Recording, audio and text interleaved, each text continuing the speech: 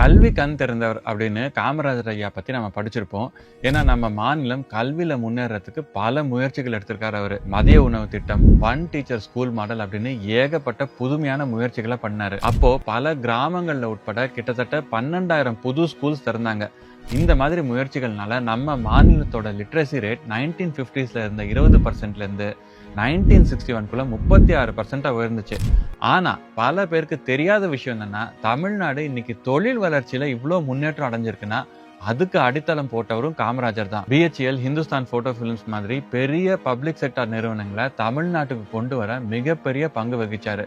BHEL எந்த இடத்துல அமைக்கணும்னு decide பண்ணும்போது திருச்சி பக்கத்துல இருக்கிற திருவெரும்பூரை தேர்வு பண்ணது காமராஜரோட ஆலோசனையில தான். பெரம்பூர்ல இன்டெக்ரல் கோச் ஃபேக்டரி, ஆவடியில ஹெவி வெஹிக்கல்ஸ் ஃபேக்டரி, இன்னைக்கு தமிழ்நாட்டுக்கே பவருக்கு ரொம்ப முக்கியமான ஆதாரமா இருக்கிற நெய்வேலி லிக்னைட் கார்பரேஷன், இந்த மாதிரி முக்கியமான பல பப்ளிக் செக்டார் நிறுவனங்களை தமிழ்நாட்டுல நிறுவ வச்சது அவரோட ஆட்சி காலத்துல தான். மின் உற்பத்திக்காக லிக்னைட் ஒரு பக்கம் இருந்தா, தண்ணிய இன்னொரு பக்கம் சோர்ஸ் ஆக்குற முயற்சியும் காமராஜர் கையில எடுத்தாரு. அதனால தான் வைகை, கிருஷ்ணகிரி, சாத்தூர் மாதிரி பல அணைகளை கட்டி ஹைட்ரோ எலக்ட்ரிசிட்டி யூனிட்ஸை நிறுவினாரு.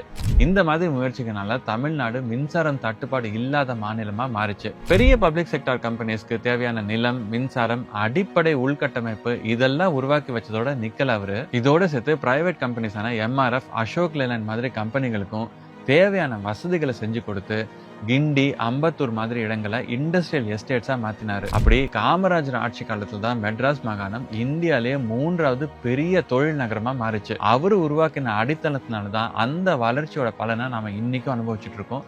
இவர் என்னெல்லாம் பண்ணாரு அப்படின்றத பத்தி நம்ம ஒரு லாங் வீடியோ போட போறோம், காத்துருங்க.